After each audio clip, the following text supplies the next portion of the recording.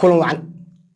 dowladda Soomaaliya ayaa la sheegay inay baabi'isay taliskii qaybta 54 ee ciidanka xoogga dalka Soomaaliyeed oo bilooyin ka hor lagu aasaasay deegaanada maamulka Puntland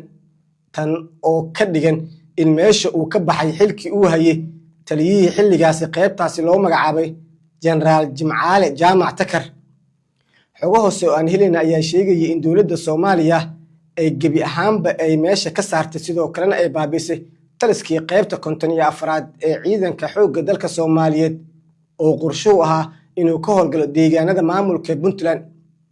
xogta iyo wararka hoose oo soo baxay ayaa sheegaya in dowladda ay xooggiisu u geynayso taliska qaybta 26aad ee ka howlgalaya deegaanada waqooyi ee Soomaaliya si gaar ahna xaruntiisa ay noqon doonto magaalada madaxda gobolka Sool ee Laascaanood wararka aan helina ayaa sheegaya in halkan ay ka bilowdeen diiwaangelinta ciidanka xoogga dalka Soomaaliyeed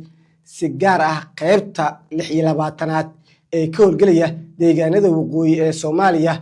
waxaana la sheegay in diiwaangelinta ciidamadan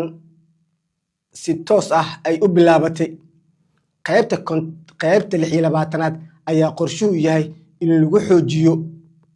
ama xoogoodu ay ka shaqeyso waqooyiga Soomaaliya waxayna dowladda u aragtaa muhiim in gobolada waqooyi ay ka howlgalaan ciidanka xoogga dalka Soomaaliyeed dib loo soo nooleeyo taliskii qaybta 26aad oo meesha ka baxay tan iyo dowladdii dhexe ee Maxamed Siyaad Barre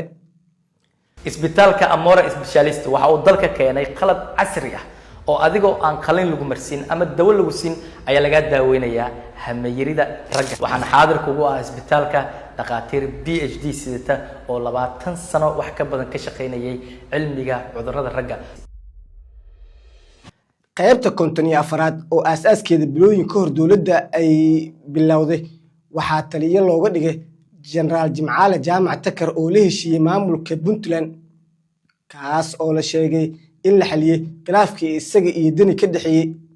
waxaana generaalka la sheegay inuu ka tanaasulay xilkii ay u magacaawday dowladda Soomaaliya bilooyin ka hor ee taliyaha qaybta 54aad ee ciidanka xoogga dalka Soomaaliyeed ciidamada ku sugan waqooyiga si gaar ah Laascaanood ee 3 sano ka hor la wareegay magaalada Laascaanood ee gobolka Sool ayaa la sheegay in dowladda diiwaangelin ay u bilowday si loogu aasaaso